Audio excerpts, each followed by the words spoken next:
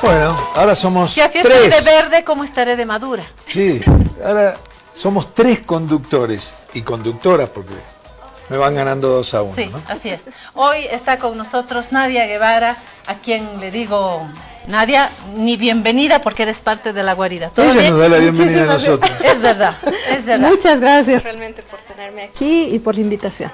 Y también las gracias a nuestros auspiciadores, a Banco Prodem, a Laboratorios Bagó y por supuesto a Avia Ayala, desde la directora hasta el equipo que nos está ayudando enormemente a hacer esto que nos gusta. Periodismo, la manera más alegre de ser pobre, dice Jorge Barraza. Haciendo periodismo, lo que nos gusta. Y quien hace también periodismo y lo que le gusta es Víctor Hugo Romero. Enseguida le vamos a mostrar el primer insumo de esta guarida, un lugar seguro. Víctor Hugo Romero nos trae este primer plato. A ver qué dice. Su Alteza pregunta si todo sigue igual. Está bien. Le enganchó la onda hace 3 meses, Sí, Víctor Hugo, sí. y sigue con Su Alteza. Y es verdad que todo sigue igual. Vamos a nuestro tema siguiente, que cabalmente tiene que ver con los bloqueos, ¿no? Tiene que ver con la situación en el país. Bueno, miren esta imagen, la gente caminando. Les invito a que tomen asiento. Qué buena mientras foto, ¿eh? vemos. Sí, muy buena, muy buena. Periodísticamente es una gran foto. Ahí está, y el tema segundo en esta mesa es eso. Miren cómo está el país. Bueno, no les muestro nada nuevo, tanto Jorge como Nadia saben la situación por la que estamos atravesando y justamente este es el tema que queremos hoy comentar. Veíamos con alarma cuando habían 22 puntos de bloqueo, no, 25, 30, 35, ¿quién da más? 40, 50, 58, 60, miren. El último dato que yo tengo es que hay 90 puntos de bloqueo a nivel nacional. Esto ya habla de la gravedad de la situación. Primer insumo, 90 bloqueos a nivel nacional. Segundo insumo, no hay diálogo. La COP en reuniones en fin de semana, una que no se llevó a cabo, la segunda sí se llevó a cabo y definieron que no van al diálogo. Y no solamente es la COP, es una serie de sectores. Nadia, ¿estoy bien en el retrato? Sí. A ver. Sí, o sea, de hecho el fin de semana había la esperanza realmente de que, bueno, de que la Central Obrera Boliviana decida en ampliado sentarse y negociar, o bueno, o por lo menos dialogar realmente. Pero desde el sábado que se tenía que dar una reunión, después dijeron que iba a haber una especie de cabildo el día domingo, y finalmente, bueno, se reunieron en la sede de los Fabriles en Miraflores y decidieron que van a seguir con las movilizaciones y que no van. Ahora, decía Jorge hace algunas horas, la COP determina, es que no es solamente la COP, primero que la COP pesa como pesa cada una de sus letras, Central Obrera Boliviana, pero además la COP reúne otros sectores, no solamente estamos hablando de fabriles, mineros, estamos hablando de campesinos, de transportistas, hay un conjunto de piezas, de sectores del país que están tomando esta decisión. Creo que no es una buena noticia para el gobierno y Jorge también dijo, ahora habrá que ver, la pregunta será siempre ¿qué mañana? ¿No, Jorge? Sí, ahora esto se ha transformado en una partida de ajedrez. cada movimiento cuenta, hay que ver qué pasa más adelante. Está pero tosiendo, Nadia. hay Yo le una- voy a dar su Refrianex. Nada de toser. Aquí le voy a pasar su Refrianex. Ahí está. Y para que vea que acá nunca falta cariño. Pobres, pero con el corazón grande, decía mi abuela. Le voy a pasar también su tacita con vaquita para que tome su... No, de verdad. esto Y estoy te- tan buena en te cura. este lunes que también le voy a invitar agüita a Jorge para empezar No, bien. yo gracias. No, igual vas a tomar, Jorge. Sí, Como pero- dice mi abuela, no se pregunta, se recibe. Listo. Muchísimas gracias, realmente. ¿Verdad? Yo a lo que voy es a esto. Se han agrandado a 90 o a 91 los puntos de bloqueo, ¿no? Pero también se está agrandando el fastidio del resto de la población. Porque, cuidado,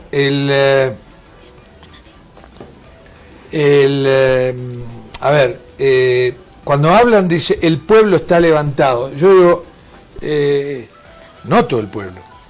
No todo el Nadia, pueblo. tengo un problema con tu micrófono. Estoy sacando de mi baúl el helado para Nadia. Ah, Sí. perfecto. No. Entonces ahora tienes bien. que decir, queridos compadres y comadres, buenos días y buenas noches. Queridos, ya. Entonces, a ver, yo creo que aumentan los puntos de bloqueo y también aumenta el fastidio del resto de la población, ¿no? Que ya no da más, porque empieza a ya no a acercar y a cogotar a la paz, sino a todo el resto del país. Entonces, ¿qué va a pasar? El gobierno está en una espera, porque ¿qué pasa? ¿Qué va a suceder? Van a avanzar hasta la Casa de Gobierno y lo van a echar a patadas, a empujones al presidente. ¿Esto va a pasar? El gobierno no ha reprimido, no ha dictado el estado de excepción. Entonces, es una jugada ahí muy rara. ¿Qué movimientos hacen de un lado y del otro? Bueno, Esto es lo que hay que pensar, ¿no? sí, no, yo coincido. O sea, es un escenario que, vuelvo y repito, como habíamos dicho la anterior semana, es la continuación del 2019. Ya en el 2019 habíamos visto que, digamos, los sectores que llegan a grescas, que llegan a enfrentarse, eran sectores civiles. Y esto es la continuación.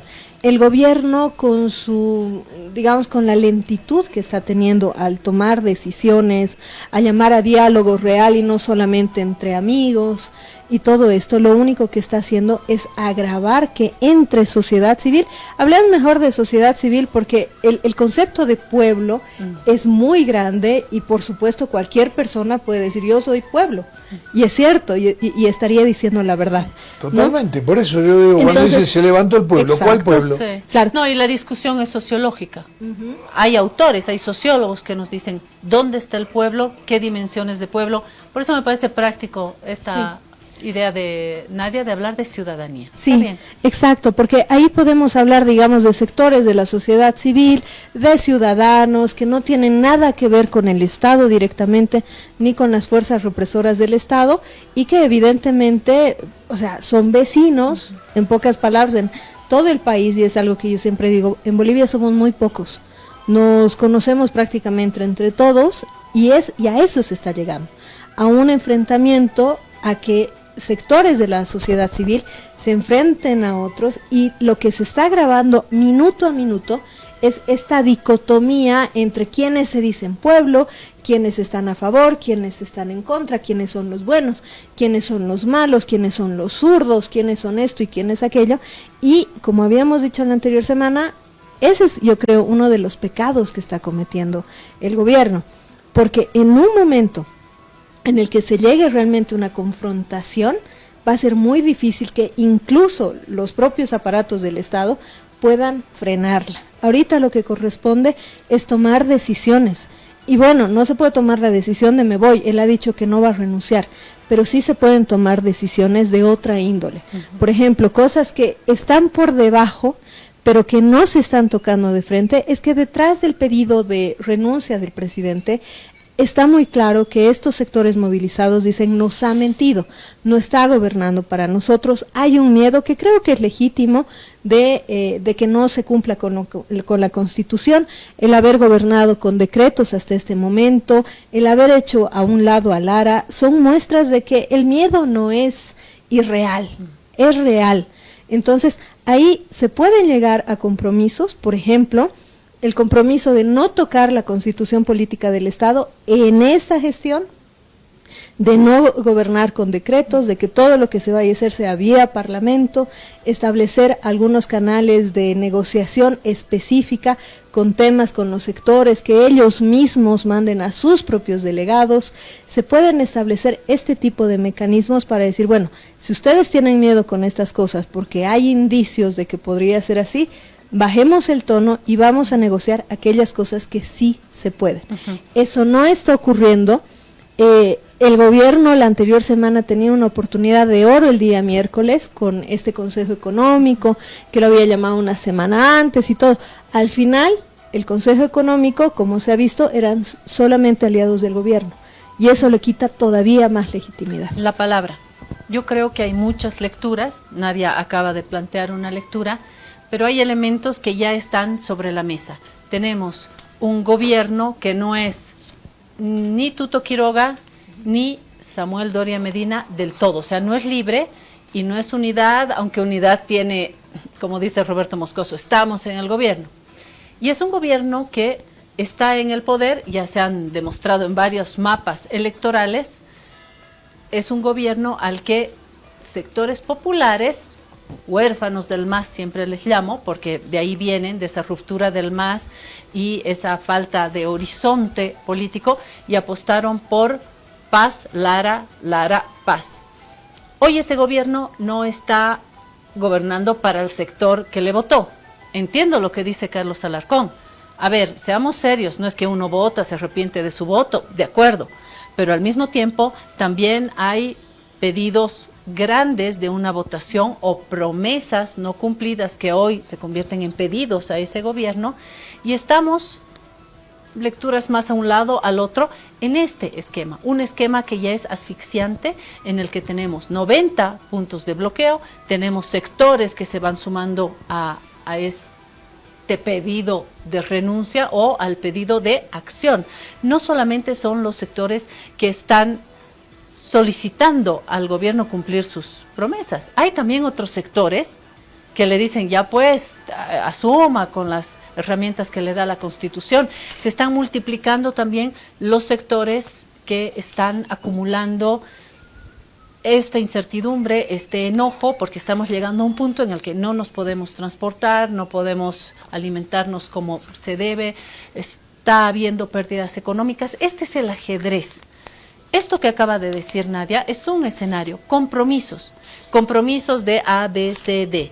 Quiero sumar y pongo sobre su mesa, si quieren para cerrar el tema, esto que había dicho el ex vocero presidencial Jorge Richter. Él es politólogo de formación, fue vocero presidencial con Arce, luego renunció y se salió del gobierno de Arce, y hoy sigue analizando el país. Y ha difundido un TikTok en el que habla de un escenario ya difícil para Rodrigo, y le dice así en el TikTok, lo tutea y le dice, Rodrigo, ya no puedes, les has traicionado, se sentaron en su mesa, te llevaron a su mesa y les quemaste la casa, te abrieron las puertas de su casa y les quemaste la casa. Entonces, ¿qué sugiere Richter, además de este diagnóstico muy duro? Dice, ahora no queda otra más que sentarse con todos, y lo pongo en la mesa de Nadia, de Jorge, que dicen, lo van a echar a patadas al no, pero tampoco el país puede seguir así.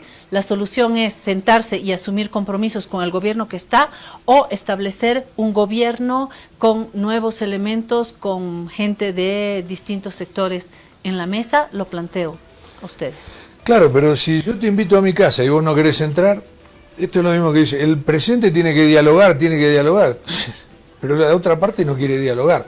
Yo quiero recordar esto, cuando hablamos de pueblo. Si nosotros sumamos los votos de primera vuelta, que es lo que mandó todo, los votos de Rodrigo Paz, y los adjudicamos todos a Lara, y los adjudicamos todos al sector popular, 32%, y lo sumamos a Andrónico, y lo sumamos a Del Castillo, eso suma el 44%. Todo el arco opositor, que son Tuto Quiroga, Doria Medina, Manfred Reyes Villa, Johnny Fernández y Pavel Aracena, hicieron el 56% de los votos. Entonces, esa es una voz para escuchar también, ¿eh? Sí, por Primero. supuesto. Segundo, Pero, el ojo, gobierno... Jorge, el gobierno lo único que te digo en de verdad, hoy puede que estos porcentajes se hayan modificado poniendo todavía más gente de ese lado, o puede que no. No te olvides que el voto y el apoyo político es líquido. Es líquido. De No, no repente sé, pero alguien yo votó a lo que voy- súper contento por Rodrigo Paz y hoy no lo votaría nunca más, o viceversa. La fotografía de la que tomas estos porcentajes es eso, una foto. Pero Además, para, otra pasa- cosa, hablo de que cuando uno se habla del pueblo hay que tomarlo con pinzas. Del otro lado hay una enorme porción Sí. de la población que no está a favor de los bloqueos. Por eso dijimos ciudadanía. Segundo, el gobierno está llamando al diálogo. No hay diálogo, no quieren dialogar. Entonces, ¿qué quieren? La renuncia del presidente. Para que renuncie, renuncie. Tercero, sí, ya lo hemos hablado acá varias veces, el gobierno ha cometido errores y torpezas varias. Ha gobernado con algunos decretos o con varios decretos. Esto todos los presidentes del mundo hacen decretos. Le asiste la Constitución para poder hacerlo. Pero, ¿cuál es la medida que genera semejante pueblada, como le llamamos nosotros? ¿Cuál es? ¿La de la ley de 1720? Se anuló. El decreto 5503 se anuló.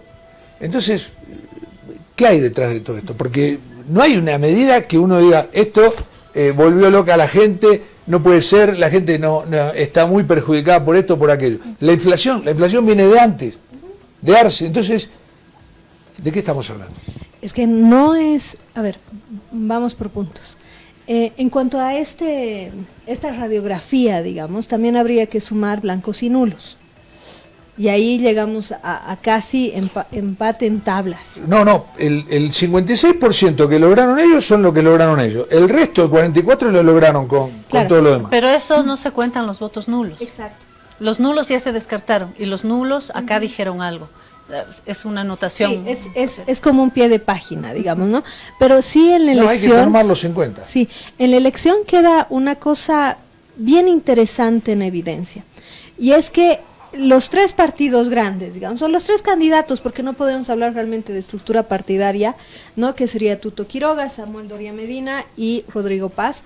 Los tres han mostrado unas cartas, ¿no? En las que el más sincero creo que ha sido Tuto Quiroga. Samuel Doria Medina ha jugado más hacia mostrarse como un centro, que uno no sabía si iba a la derecha o a la izquierda, pero como centro. En el transcurso de los últimos meses, por la gente que ha entrado al gobierno, hemos visto que era centro-derecha. Y Rodrigo Paz, junto con Edman Lara, juegan a un centro más hacia, no voy a decir izquierda, porque en su discurso hablan de capitalismo para todo y eso se pelea con el concepto de izquierda, pero sí hacia un centro más popular, vamos a decirlo así. Y ganan por eso. O sea, más allá de quién se llevó los votos, han salido un montón de imágenes, de grabaciones de Rodrigo Paz, incluso vistiendo el poncho rojo, compartiendo con las comunidades que ahora llama vándalos, por ejemplo, y eso no ha sido transparente. Creo que, o sea, nadie puede a estas alturas del partido decir que él ha jugado a una transparencia en la campaña. Lo primero Parte que de hace, sus torpezas. aparte de sus torpezas, ¿no? Y ¿qué es lo que pasa? Llega al gobierno, lo primero que hace es rodearse con gente de otro partido que no simbolizaban supuestamente la imagen de país que él había vendido en elecciones, y además empieza a hacer pactos con Santa Cruz, que en nuestra cartografía electoral se muestra claramente que no habían votado por él. Pero a todo eso no sería tan inmensamente grave como lo que estamos viendo. El problema es que además se está mostrando que él no tiene un aparato interno. O sea, Lupo es prestado. Si hablamos como en fútbol, tiene una selección de fútbol en la que 8 de sus jugadores son prestados, ¿no? Pero eso le pasaría a cualquiera. Claro, pero... Ganara quien ganara, iba a tener gente cooptada. ¿Por qué? Porque no hay bases. No hay. Libre, por ejemplo, creo que las tiene. Exacto. Creo que sí. Pero bueno, Perdón, sí. a eso me refiero. Libre, por eso digo, no es que Tuto sea santo de mi devoción, ninguno realmente, pero él sí ha logrado formar una base parecida a un partido, porque ya no a estas alturas del partido no se puede hablar de partidos políticos en América Latina básicamente, pero sí tiene una base en la que por lo menos tiene personas que inmediatamente llamaría. En cambio, en el caso de Rodrigo Paz, tuvo que, insisto con esta figura, de prestarse estas figuras, y no se ha prestado un viceministro de, no sé, de descolonización, se ha prestado un ministro como Lupo, que ministro de la Presidencia, claro, ministro de Economía. Y ha ido, además, era candidato a vicepresidente con el otro partido. Entonces, eso ya mostraba la debilidad desde el primer momento. Y en adelante, todo lo que tú dices, el decreto 5503, por supuesto que se puede gobernar con decretos, pero estos decretos en general se hacen cuando, no sé, hay una emergencia sanitaria, por ejemplo, y sacas un decreto para pasar, no sé, clases virtuales, para comprar, no sé, insumos médicos, como hemos visto en la pandemia. Pero el decreto 5503 no estaba hablando de algo así. Estaba hablando de la posibilidad de dar concesiones en vía rápida. Gobernar por decreto no es el gesto más elegante. Yo no voy a ser muy elegante porque los voy a apurar. Compañeros, esto es la introducción. Hoy vamos a hablar de las elecciones en Colombia. Nadia tiene muchos elementos para compartir con nosotros y tenemos también un contacto vía Zoom con un periodista colombiano que nos va a ayudar a comprender. Hay paralelos muy interesantes entre la situación en Bolivia y en Colombia. Uno de los elementos comunes es la polarización. Pero antes de pasar a Colombia y cerrando esto que nos apasiona, que es lo que va a suceder con el país, hay una buena noticia a cargo de Jorge Barraza, y es que Italia estuvo celebrando un momento histórico y hay que celebrar con Italia porque tenemos varios proyectos en común. Jorge. Sí, el viernes se celebró la fiesta de la República, que en realidad se cumple mañana el aniversario, se cumple el 80 aniversario. ¿Qué es la fiesta de la República? Bueno, el 2 de junio de 1946 se hizo una votación, un referéndum. Un referéndum en Italia sobre si la gente quería seguir siendo para Italia, seguir siendo una monarquía o ser un Estado republicano, una república. Y ganó la república. Desde entonces es la República Italiana. Bien, por Italia. Perdón, Sí. Voy a volver al anterior, te interrumpo una línea porque en la anterior fotografía vale la pena mencionar las personas que están ahí. Está, por supuesto, el embajador ¿De Francia? Bueno, si quieres ir en ese orden, vamos, el embajador ¿En cuál de orden Francia. ibas a decir? No, está bien, vamos por el de Francia desde la izquierda.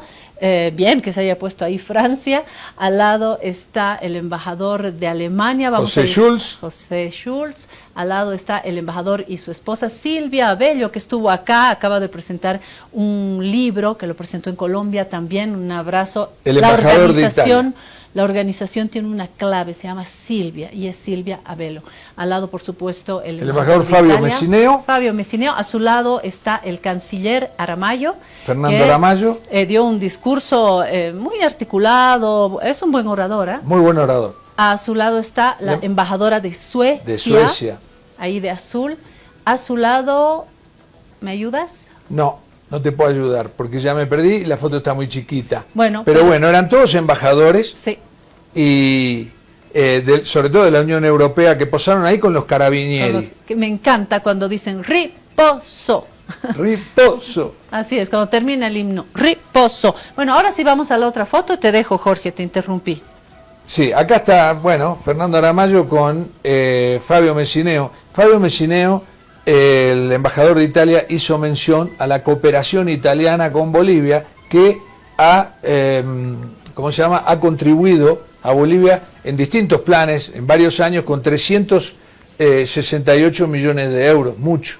Y además, otros fondos de los cuales participa Italia para la Unión Europea con la cooperación europea con Bolivia. Ha sido un gran benefactor. Y además otra cosa, miren esto, Italia tiene relaciones diplomáticas con Bolivia desde 1864.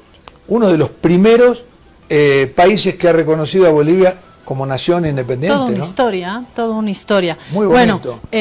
tengo que cortar, voy a hacer la mala en la guarida, voy a cortar este tema también, por supuesto, celebrando la amistad con Italia, con la Italia del norte, la del sur, la Italia de siempre, y me voy a la pausa porque enseguida hablamos de las elecciones en Colombia. Ya tenemos a nuestro colega que está listo, nos está Sí, esperando. John Torres, editor político del diario El Tiempo de Bogotá. Muy bien, entonces nos vamos a la pausa, enseguida volvemos.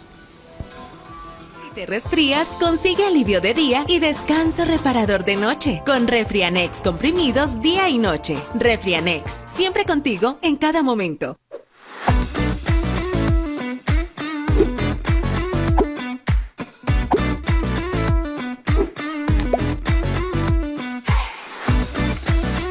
Esta entidad es supervisada por ASFI. Ahora estás viendo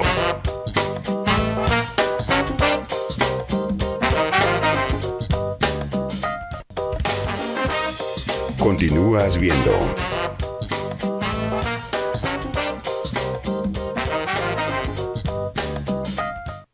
Trata la gripe y la tos seca con una cápsula blanda y efectiva. Alíviate con Refrianex Tos. Refrianex, siempre contigo en cada momento.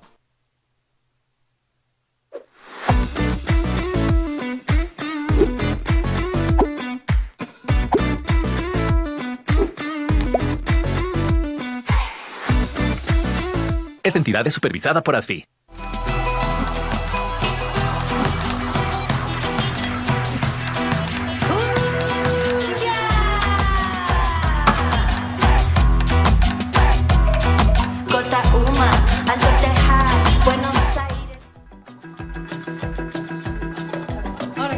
Volvemos a la guarida. Sí, y ayer hubo elecciones en Colombia, Sí. muy importante. Todo el continente enfocado hacia los cómputos, que además va a ser una elección muy importante porque van a determinar si continúa a la izquierda, o sea, la sucesión de Petro, o vuelve la derecha. Y esto va a marcar una impronta muy importante también para el continente y para Latinoamérica. Para comentar... para decir primero que Abelardo de la Espriella ganó por estrecho margen, 43-40, sobre el candidato de la izquierda, que era Cepeda.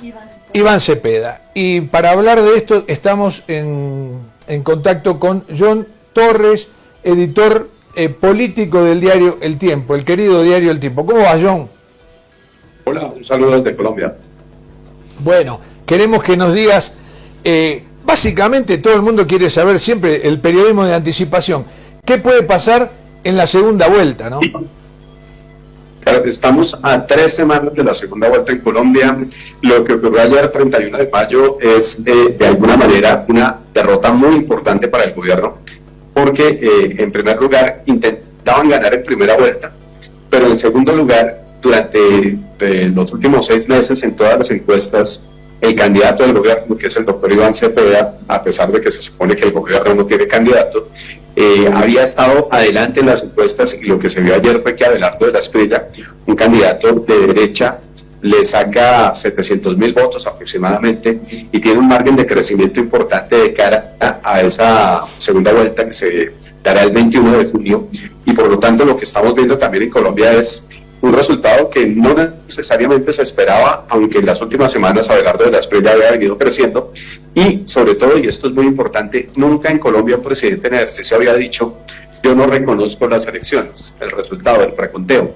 Esto ocurrió ayer en Colombia, lo hizo el presidente Gustavo Petro a través de un trino, que es su manera de comunicarse, y por supuesto ha generado un rechazo grandísimo, porque si algo tiene confiable en Colombia es su sistema electoral. Se ha probado una y otra vez.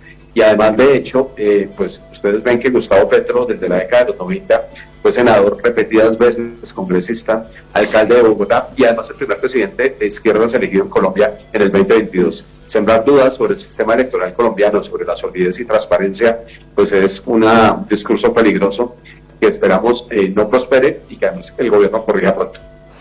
John, bueno, estamos con Claudia Benavente, ya la conocés porque estuvimos en comunicación anteriormente, y con Nadia Guevara, que tiene muchísimo que ver con Colombia, para decir algo, sus dos hijas son colombianas, está permanentemente en contacto con Colombia, es politóloga, nuestra compañera también, y te quiere hacer alguna pregunta. Sí.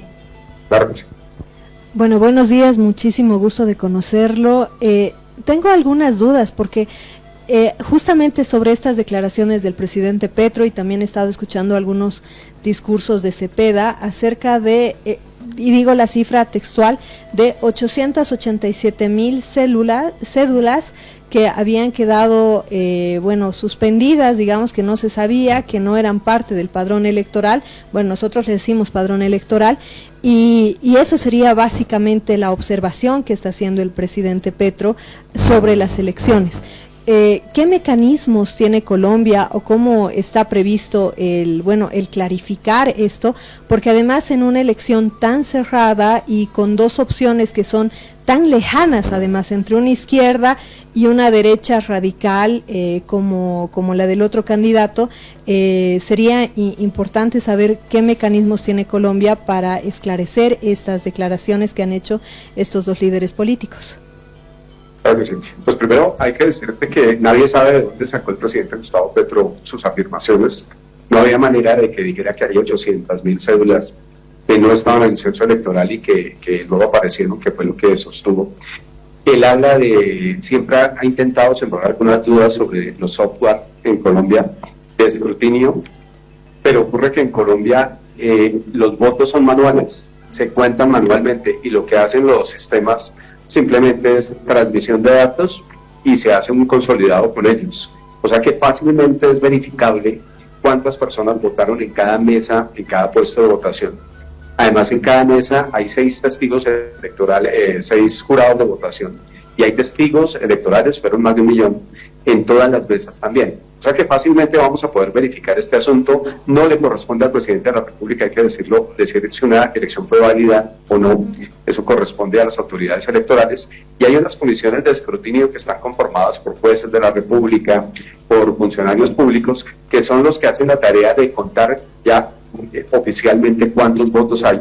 Pero puedo decirte, por ejemplo, que ya terminó el conteo de las elecciones del 8 de marzo pasado en Cámara de Representantes, la Cámara Baja en Colombia, y el nivel de empate de match entre esas cifras fue del 98.8% y más, lo cual te habla muy bien del sistema electoral colombiano, de la confiabilidad.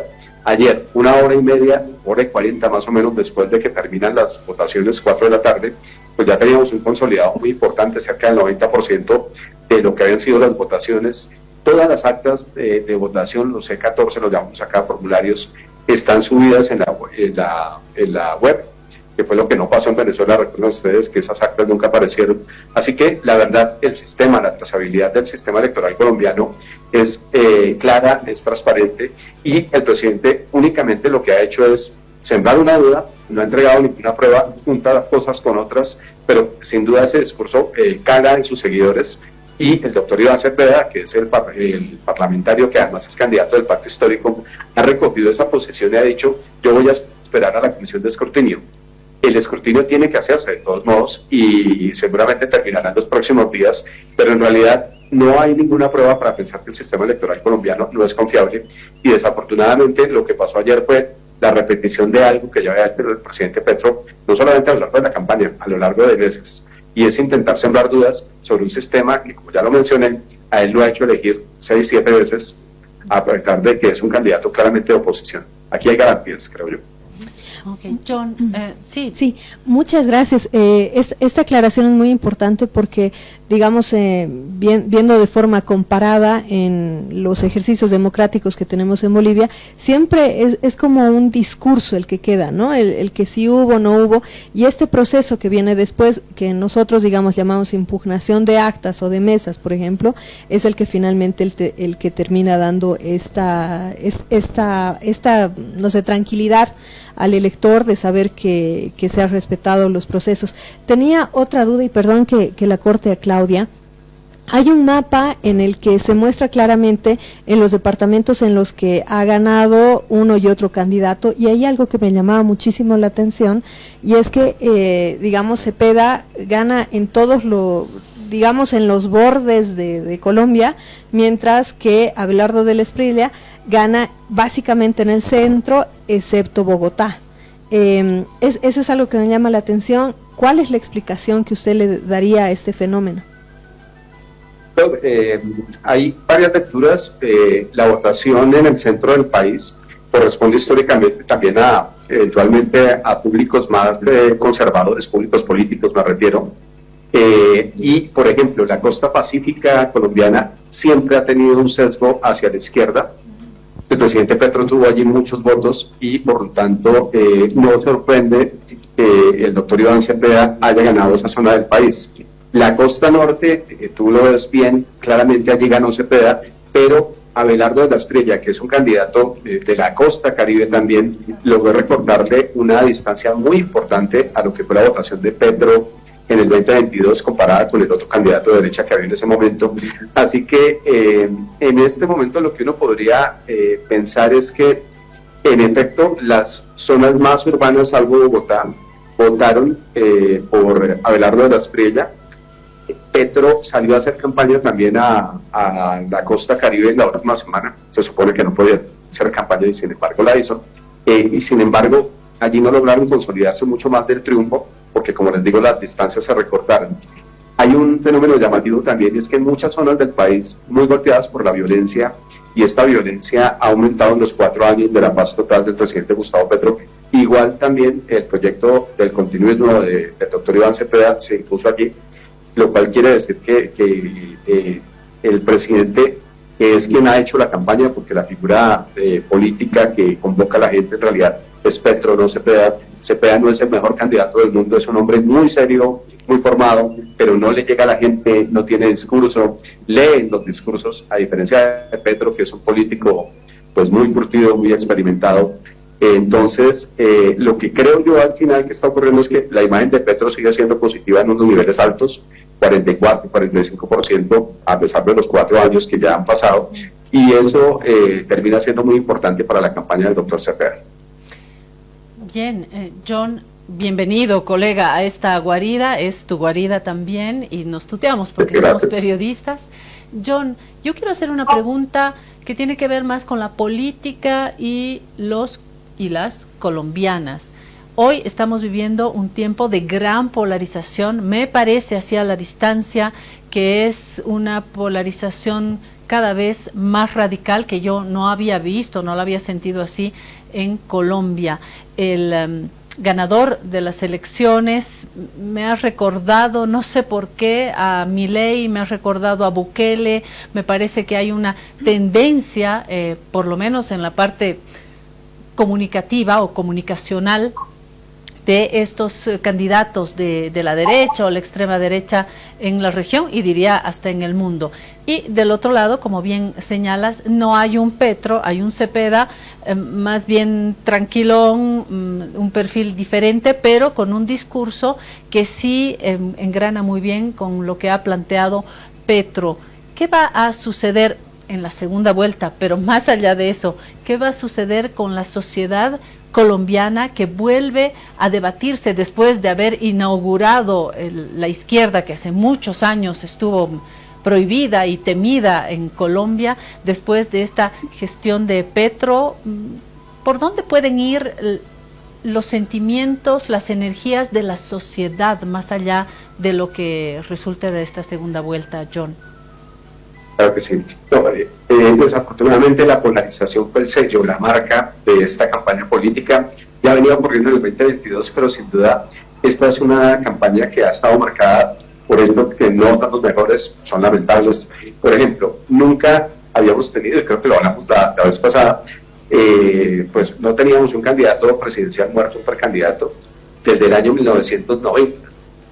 El año pasado mataron a alguien que tenía alguna posibilidad de ser candidato y tenía alguna posibilidad de llegar a la presidencia, al senador Miguel Uribe Iturbay.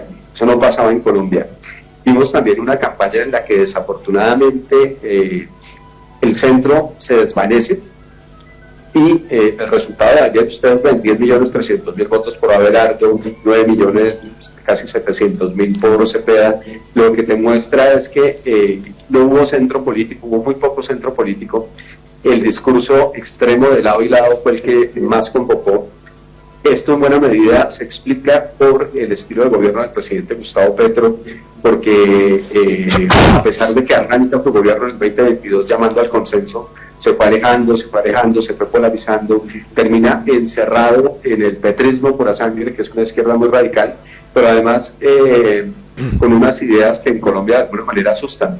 Hay un hecho fundamental y es que Petro pretende cambiar la Constitución, y eso en Colombia no es una idea que sea fácilmente vendible, pero que en sus filas políticas tiene alguna acogida. La última constitución que hicimos, la hicimos en 1990, fue una constitución de consenso que además respondía a un momento histórico en el que el país estaba intentando reponerse de la lucha contra el narcoterrorismo y había una unión fuerte. En este momento sería un cambio constitucional de alguna manera de un solo sector político, y todo eso ha asustado al centro y explica los resultados.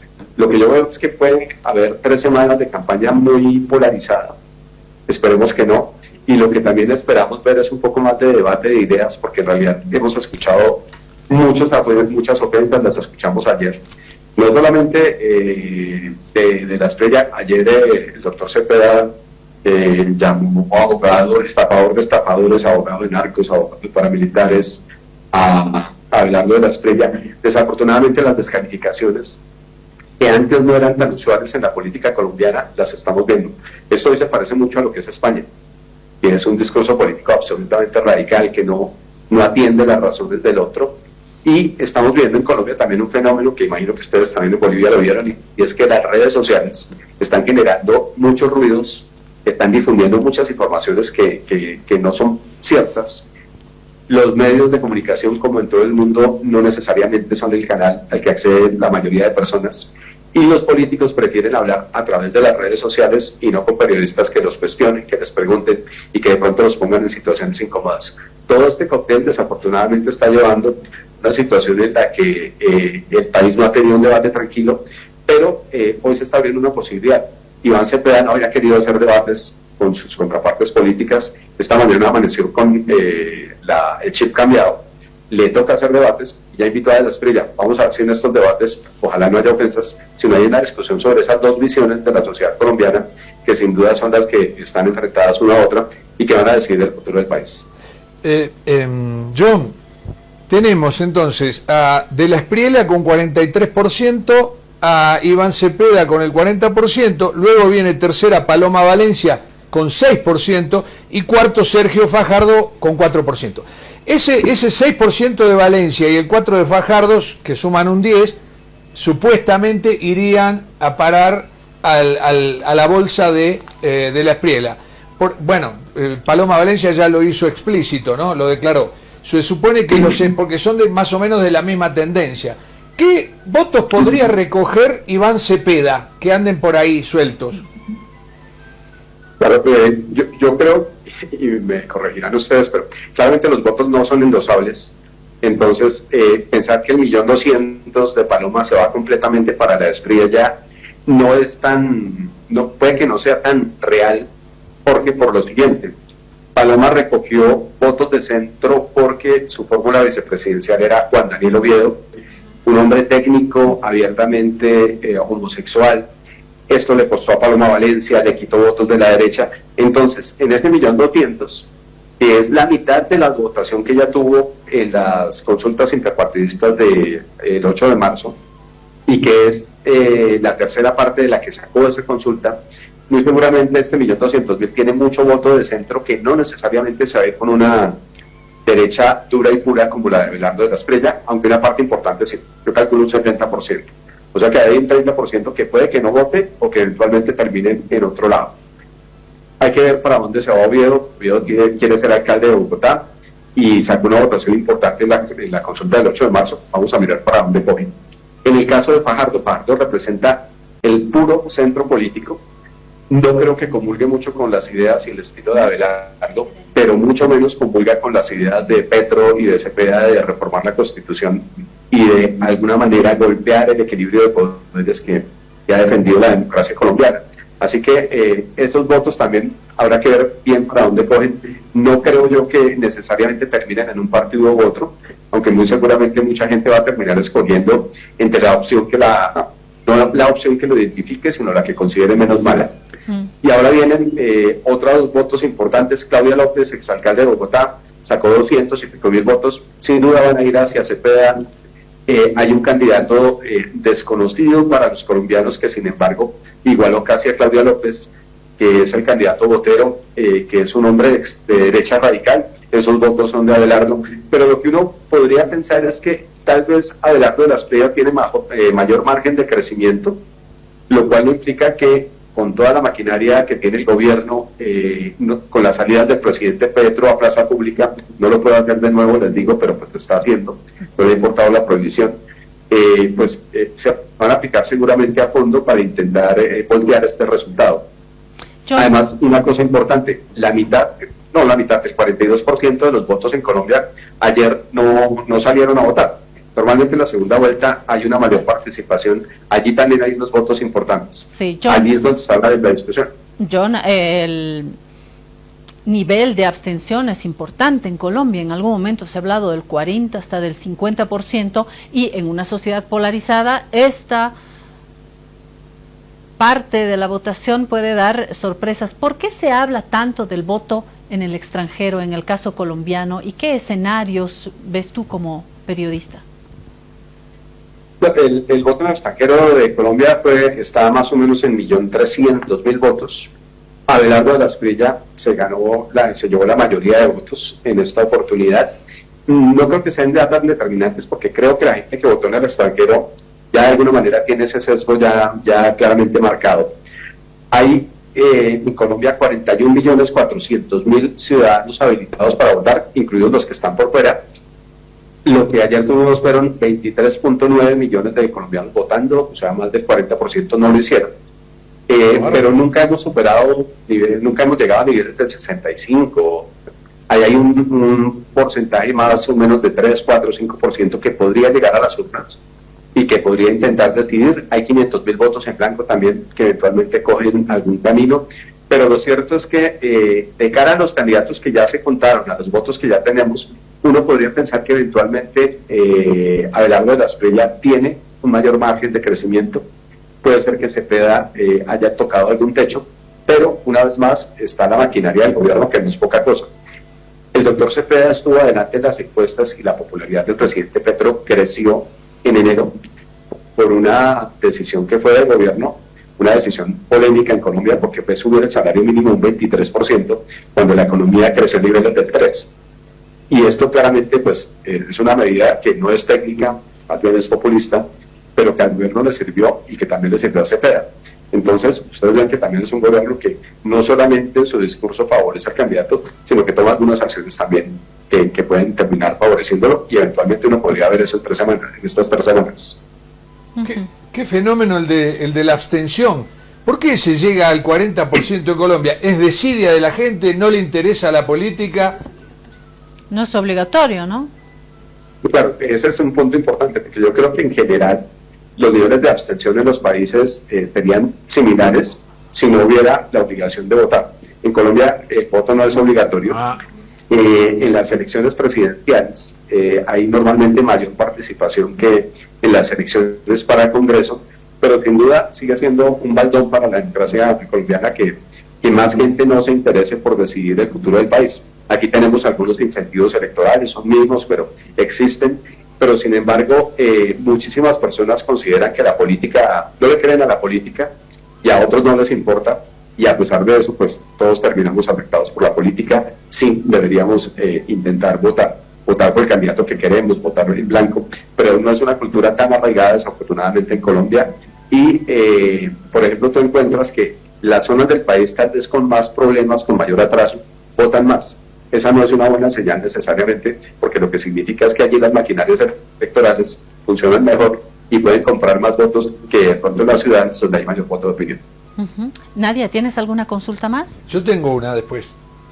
Yo la que te última pregunto... Última ronda, vamos. Claro, John, acá en Bolivia hizo mucho ruido el tema de la expulsión de la embajadora colombiana a raíz de unas declaraciones del presidente Gustavo Petro. ¿Cómo fue tomado en Colombia? No, de alguna manera, Jorge, lo que ocurre es que el presidente Petro interviene en la política de la región, incluso intenta hacerlo en la política mundial, y hace pronunciamientos que ponen en líos a la diplomacia nacional. Nos pasó desafortunadamente con Bolivia, pero tú viste que pasó lo mismo con Perú, pasó con Ecuador, estamos con Ecuador en una situación diplomática mala, y pasó con Argentina también, pasó con El Salvador. Tú mencionabas Claudia Bukele, y en efecto Bukele es un modelo muy parecido al de Abelardo, ¿no? Pero por lo mismo también Petro tuvo muchas dificultades. Entonces el presidente suele intentar intervenir en la política interna de los otros países, pero se enoja bastante cuando esos otros países le responden con la misma moneda y de alguna manera intentan intervenir acá.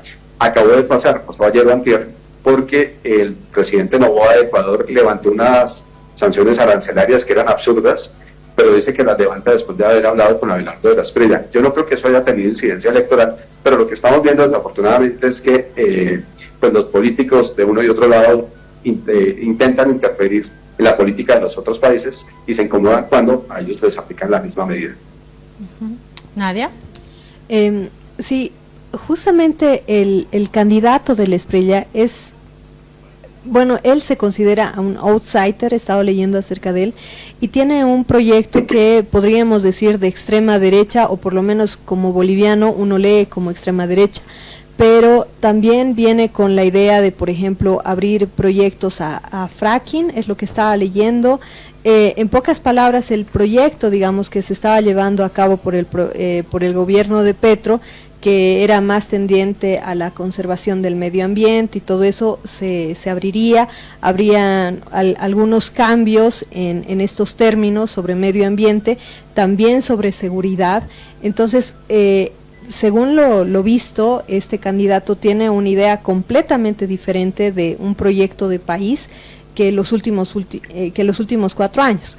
Mi pregunta es la siguiente: al no venir de un partido político establecido como el uribismo, por ejemplo, como Paloma, sino que es un personaje que no se sabe muy bien cuál es la base que tiene, ¿cuál es realmente la posibilidad que podría llegar a tener de llevar a cabo todos estos proyectos con una base política? Es decir, ¿tiene un partido político bien establecido o es parte de estos fenómenos que tienen que ver más con estos medios alternativos y bueno, con esta ola, ¿no?, que se parece al gobierno de Milei, Bukele, Noboa e incluso aquí en Bolivia con el proyecto de paz? Esa es mi pregunta. Claro, lo que ocurre es que Abelardo es un fenómeno político porque de hecho su partido no existía, él se inscribe por un movimiento político a través de firmas y lo logra, pero Abelardo sí concita a una cantidad de fuerzas políticas de derecha, algunas de centro también, de centro derecha, que se oponen claramente a lo que fue el proyecto del presidente Gustavo Petro. El presidente Gustavo Petro llegó con muchas ideas, pero en realidad, por ejemplo, si tú le preguntas a los colombianos cómo estamos hoy en seguridad energética, yo te puedo decir que no estamos bien. ¿Por qué? Porque en efecto la exploración de hidrocarburos cayó, pero la generación de energías limpias no la tenemos. Esa promesa se quedó en el aire. Entonces, de alguna manera, el proyecto de Abelardo de la Espriella termina siendo una especie de plan enmendada de lo que fue el proyecto de Petro, pero eso no significa que sea un proyecto radical en contra de lo que hizo de un gobierno de izquierda, sino tal vez, y en eso se identifica con muchos colombianos, lo que hace es tratar de enmendar la plana en sectores en los que tenemos dificultades. Este sector de hidrocarburos es muy complejo, necesitamos seguridad energética y no la tenemos. Colombia tiene gas natural hace ya 30 años. Por primera vez estamos ante la posibilidad de que el gas natural residencial no alcance y que haya algún tipo de escasez. Por primera vez en 35 años tenemos alguna posibilidad de que haya un racionamiento de energía. En materia de seguridad, la paz total de la que les hablaba pues no ha funcionado bien.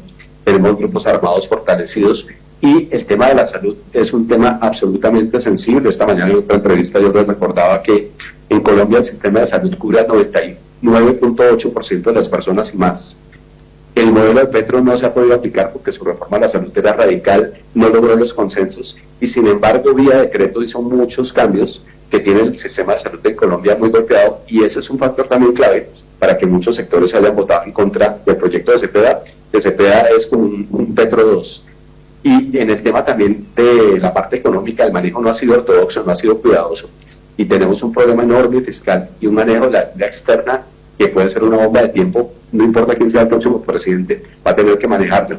Así que no necesariamente es un proyecto absolutamente antítesis de lo que planteó Petro, sino que Petro planteó unas cosas que no necesariamente se cumplieron y que el próximo presidente al final va a tener que intentar arreglar eso un poco.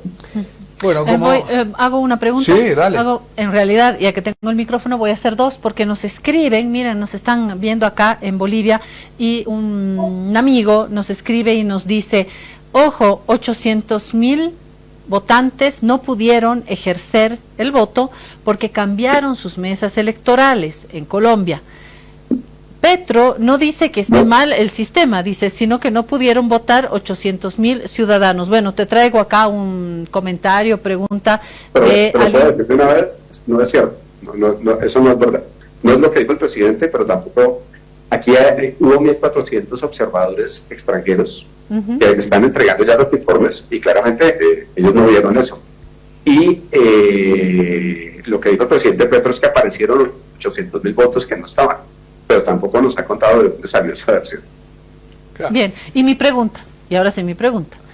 Le falta una. Me falta una, la anterior no era mía, estaba de paloma mensajera, Claro que sí. Y hablando de paloma, se multiplican las imágenes de estas palomas atigradas, ¿no? Que ahora se van por ponerle una raya más al tigre.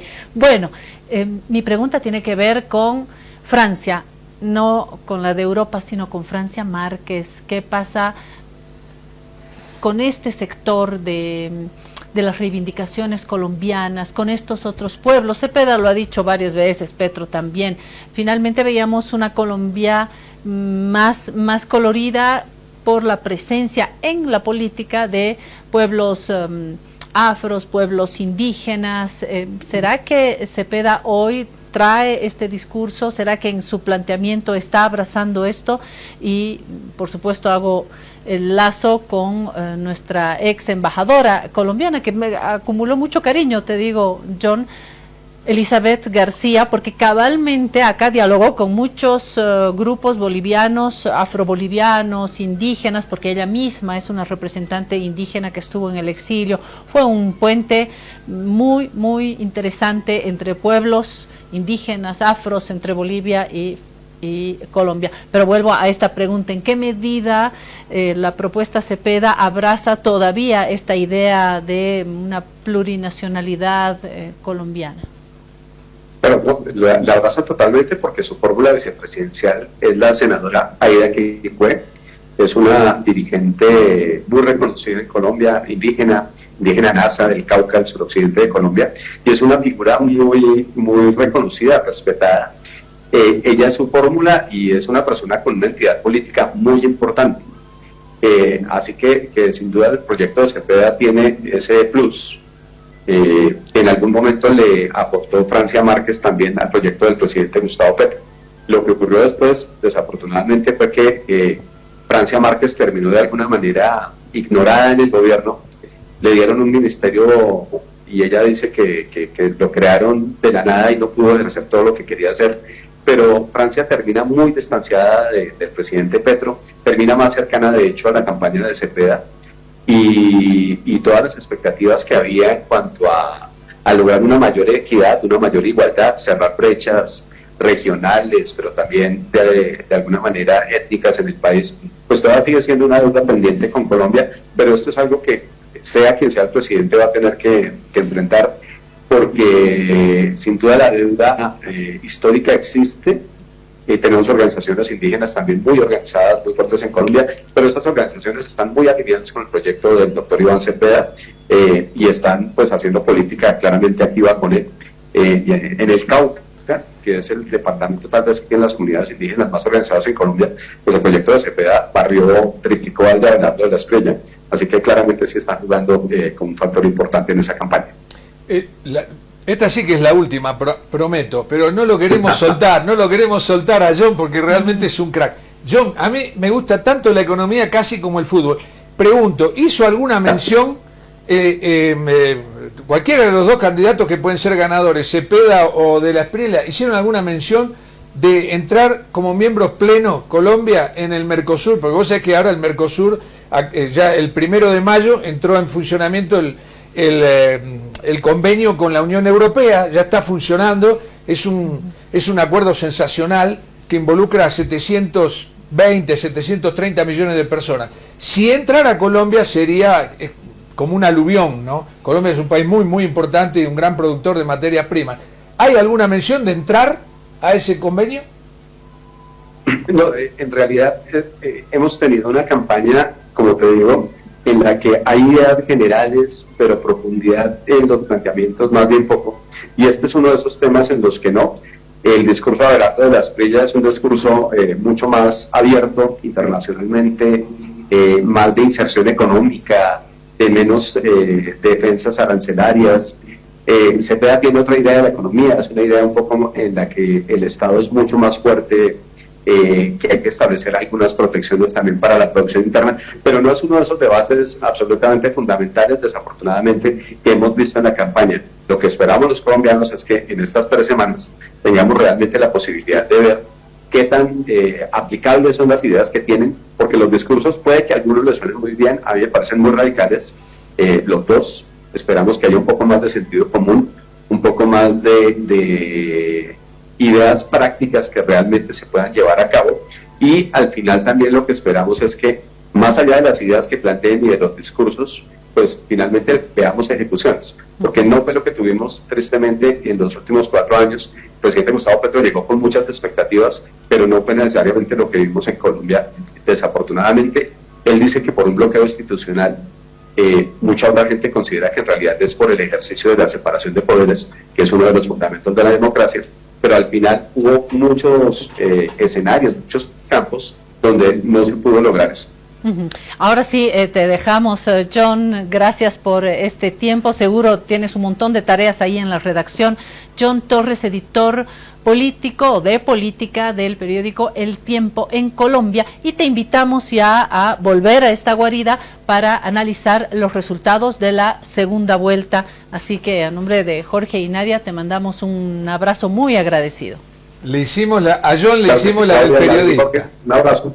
Muy hicimos bien. La del periodista, Bueno, 20 minutos. Gracias. Y nosotros nos vamos a la pausa porque vamos a continuar con Colombia. Quiero hablar un poquito también de Francia. Francia ardió, París ardió, Toulouse ardió, es decir, las ciudades principales, y no sé hasta dónde se puede medir lo que ha sucedido después de un partido de fútbol, porque salió campeón el Paris Saint-Germain y hubo alegría, alegría, alegría. Tanta alegría que terminamos con autos quemados, bicicletas ardiendo también. Le contamos esto y seguimos con Colombia porque estamos junto a Nadia Guevara. Vamos a la pausita y ya volvemos. Si te resfrías, consigue alivio de día, descanso reparador de noche y fortalece tu sistema inmune con Refrianex sobres día y noche. Refrianex, siempre contigo en cada momento.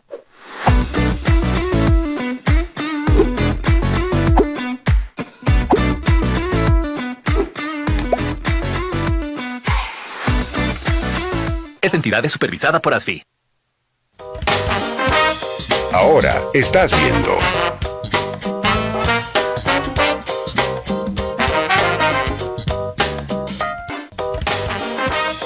Continúas viendo.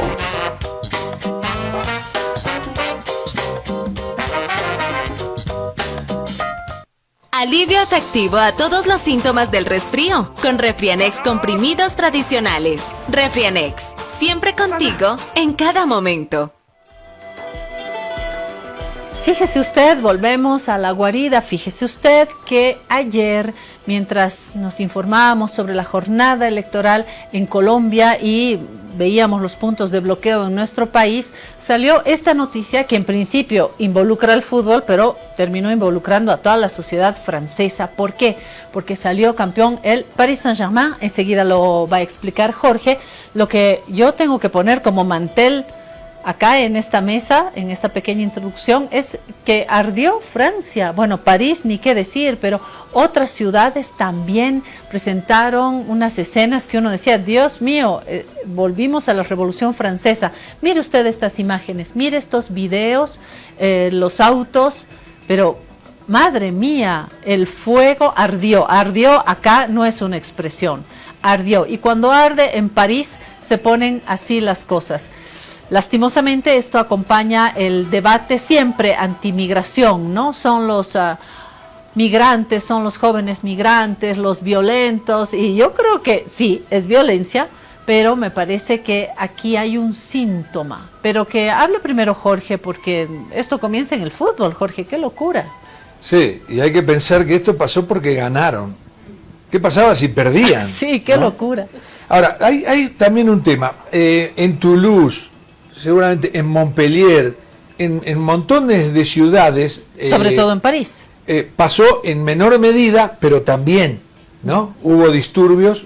También hay que pensar en esto. El Paris Saint-Germain, desde que están los cataríes, el Fondo Soberano Catarí, es del Estado de Qatar, el 100% de este club. Desde que están ellos, en junio del 2011, se cumplieron exactamente 15 años, el Paris Saint-Germain ganó 42 títulos, entre ellos 2 Copas de Europa, que son las 2 últimas. Entonces, ¿qué pasa? Se ha convertido prácticamente en el embajador de Francia ante Europa y ante el mundo, el Paris Saint-Germain. No es solamente un club,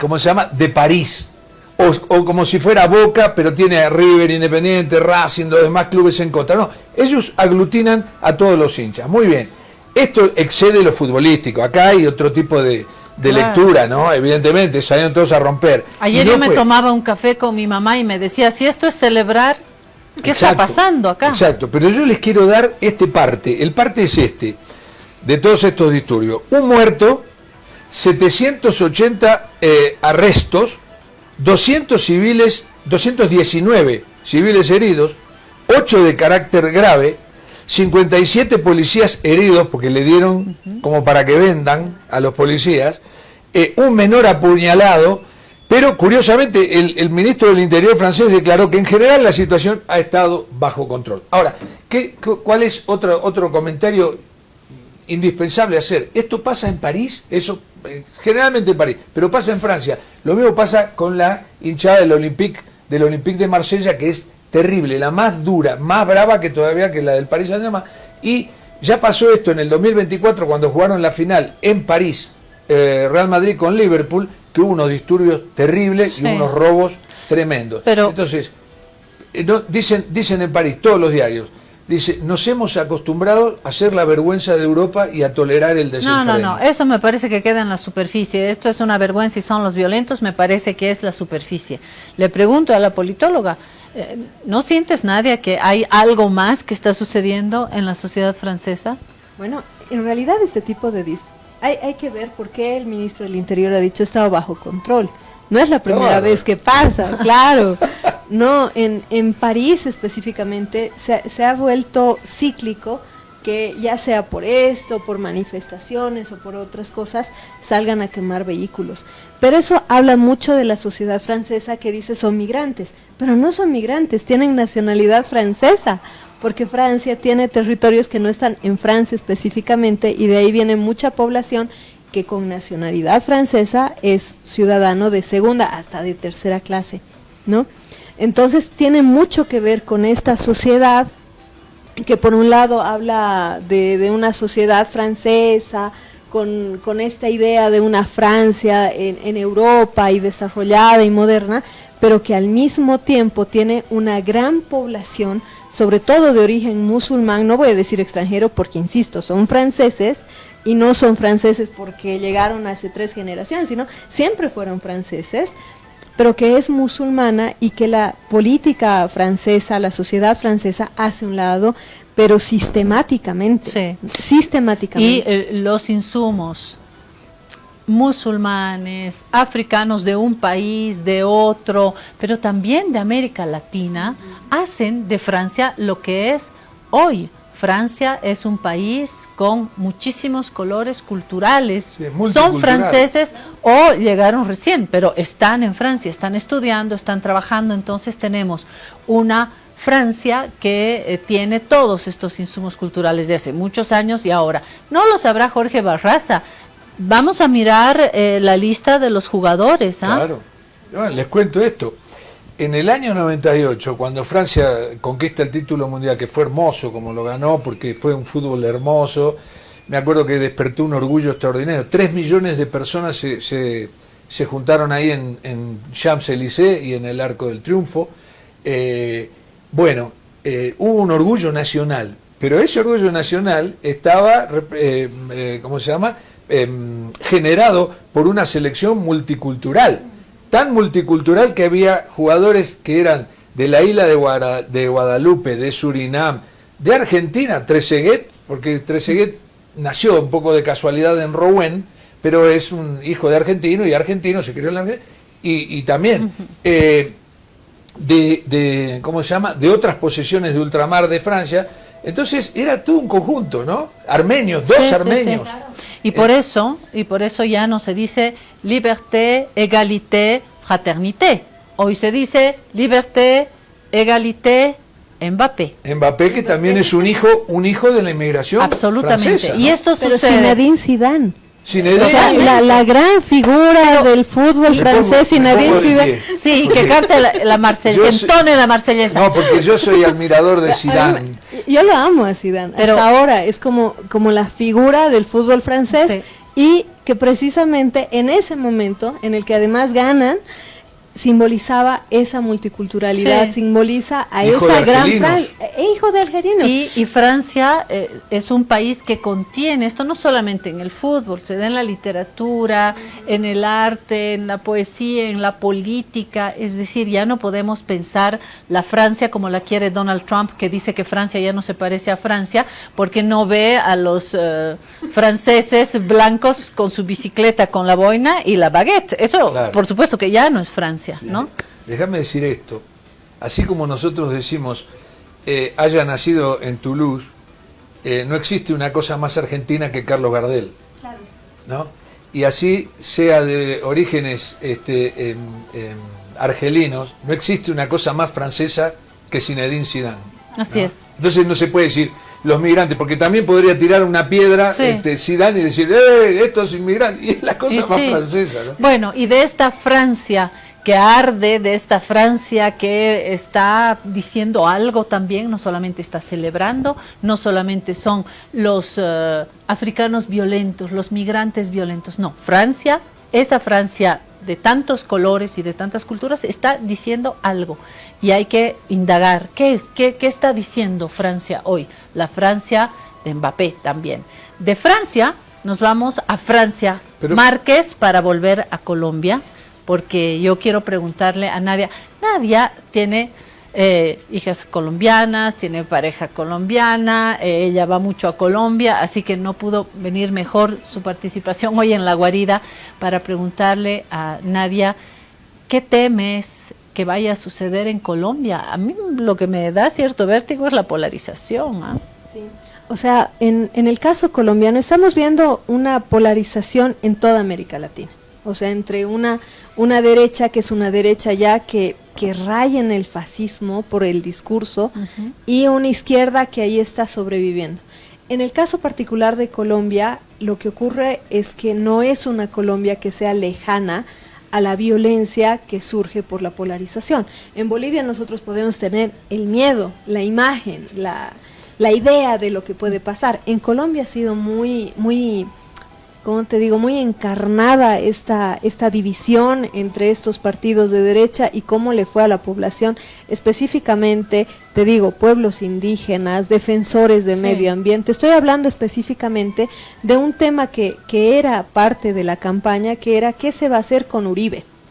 El expresidente Uribe, ¿no? Del lado del uribismo, obviamente, incluso la candidata dijo que lo iba a poner como ministro, que lo iba a incluir en su proyecto y uh-huh. Todo, pero hay que acordarnos qué es lo que ocurre en el último mandato de Uribe, que es el caso de los falsos positivos, que creo que es parte de lo que ocurre en Colombia y de lo que podría volver a ocurrir, porque el discurso del uribismo, no voy a decir de Uribe, sino del uribismo, que en mucho le delega esto a este candidato del Espriella, que es esto de seguridad, del enemigo interno, de que hay que agarrar la seguridad de mano dura. El problema es que en Colombia la mano dura muchas veces se traduce en una militarización, se traduce en una acción directa del Estado en estas comunidades que quedan alejadas. Aprovecho estos últimos minutos para mostrarles un discurso de Cepeda, no sé si tenemos algo, pero ya nos dijo nuestro colega John Torres que lee los discursos, es más bien tranquilo. ¿Qué pasa con el candidato que ha ganado? Mire esto. Petro, que es un delincuente y acaba de decir que no reconoce los resultados que han sido contundentes.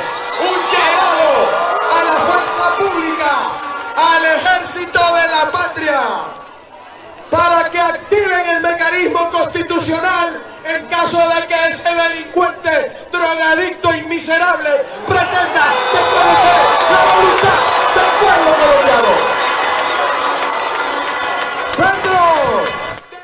Bueno, volvemos. Los adjetivos a usted le sonará familiar. Acá también estamos al día con los adjetivos, vándalos, delincuentes, miserables. Yo creo que eso es lo que hay que borrar. Tenemos un par de videitos, le voy a pedir a Anaí, que está ahí dirigiendo también la orquesta en nuestra cabina, mostrar. Hay un video de la paloma, hay otro del tigre, el que quieran ahí para poner sobre esta mesa también.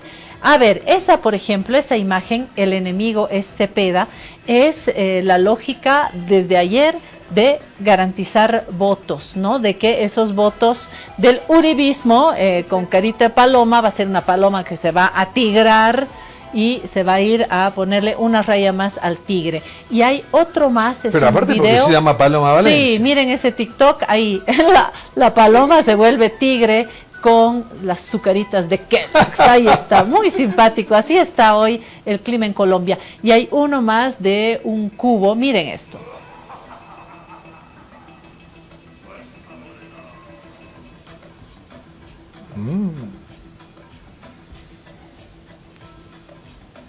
Ay, me acordé de mi Strongest, pero esto nada que ver con el Strongest. Yo lo que no entiendo es, lo que no entiendo es cómo el presidente Petro no reconoce los resultados cuando a una elección siempre la maneja el partido gobernante, ¿no? En Colombia no, en Colombia no. O sea, es lo que les comentaba fuera de cámaras, el sistema político colombiano es bien interesante, incluido que el día de votación es un domingo como aquí, pero se trabaja igual, hay movilidades igual. O sea, por mucho que el sistema colombiano nunca hubiera tenido una dictadura y todo eso, no es como el nuestro, vamos a ponerlo así, ¿no? Por eso es la alta tasa de abstención que hay, normalmente se encuentra también en estas poblaciones, en la población que tiene que trabajar el domingo, que tiene que trabajar. O sea, si yo me tengo que ir a trabajar o me echan, ya no voto, tiene mucho que ver con eso.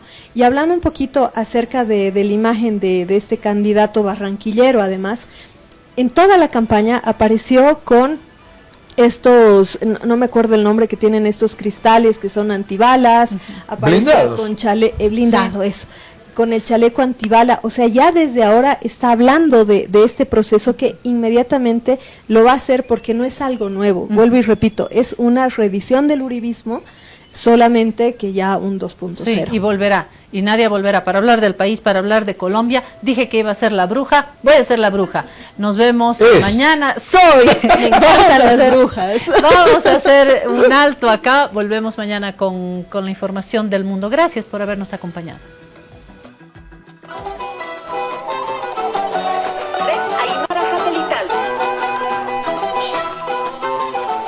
Primer plato, Radio Cutipa.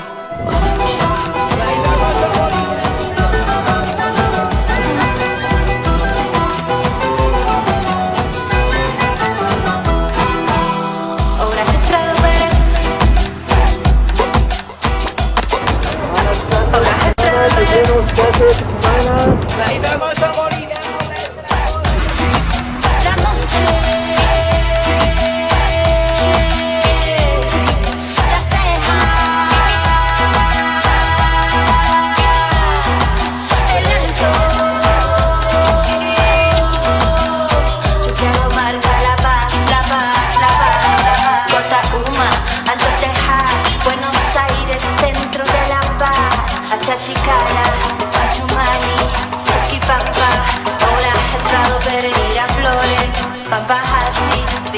cada